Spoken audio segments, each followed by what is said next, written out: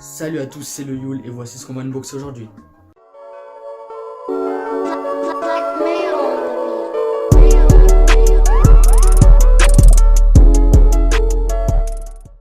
Alors comme dit précédemment, on va déballer le Feiyutech Wimble 2. C'est un stabilisateur pour smartphone, l'un des plus bas du marché il me semble. Il est stabilisé sur 3 axes et on va voir tout de suite. Il est disponible au prix de 70 € sur Amazon, je vous laisse le lien en description si vous voulez aller checker. Et passons au déballage. Il y a simplement la petite boîte de transport qui est fournie avec. Pour le prix, c'est vraiment pas mal. Elle est de bonne manufacture.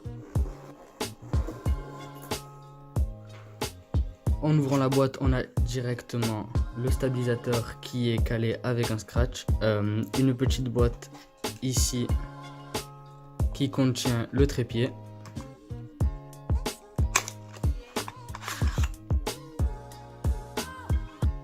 Une autre boîte juste ici à droite qui contient ce que vous voyez ici, c'est-à-dire la dragonne pour tenir le stabilisateur au poignet et éviter de le faire tomber et de le fracasser. Le stabilisateur est ici, mais on va d'abord se pencher un peu plus sur la poche juste au-dessus. D'abord dans la poche, nous avons une notice en chinois et en anglais avec plusieurs explications, un schéma plutôt un peu comme dans les meubles Ikea que vous avez.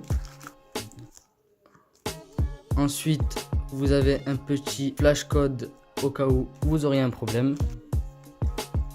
Pour continuer dans les papiers, vous avez la petite carte de garantie, toujours avec un flash code. Ensuite, nous avons une petite pochette qui contient plusieurs câbles micro USB vers plusieurs sorties. C'est pour charger votre téléphone pendant l'utilisation du stabilisateur. Le premier câble est un câble vers sortie type C. Le second câble est un micro USB vers micro USB. Et enfin, pour les utilisateurs d'iPhone, le dernier est une sortie Lightning. Dans la dernière pochette, nous avons un câble USB type C pour charger le stabilisateur tout simplement.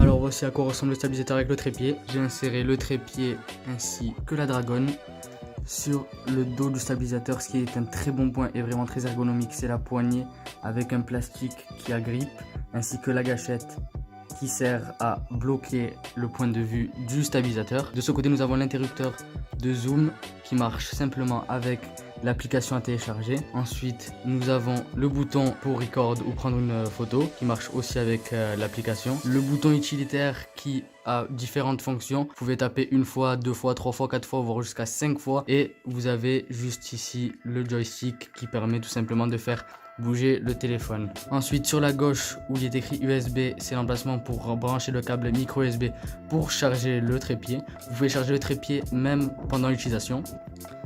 C'est tout simplement ici qu'il faudra positionner votre téléphone. De préférence, si vous avez un téléphone très gros comme moi, j'ai un Galaxy Note 9, il faudra enlever la coque. De plus, vous pouvez tourner l'axe du téléphone pour le mettre en format portrait ou paysage. De ce côté, vous pourrez gérer la taille du téléphone. Et sur ce second petit port USB, ça sera pour brancher votre téléphone pendant l'utilisation. Enfin, le stabilisateur peut être déplié pour marcher comme une perche selfie et avoir une plus grande distance. Après ce déballage, on va passer maintenant au test en extérieur. C'est parti.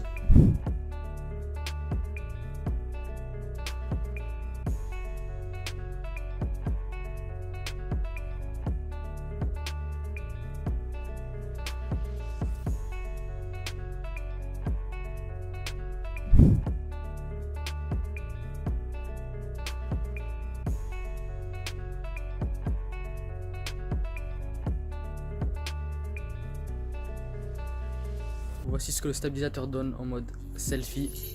Alors je suis en train de marcher, normalement ça devrait être bon.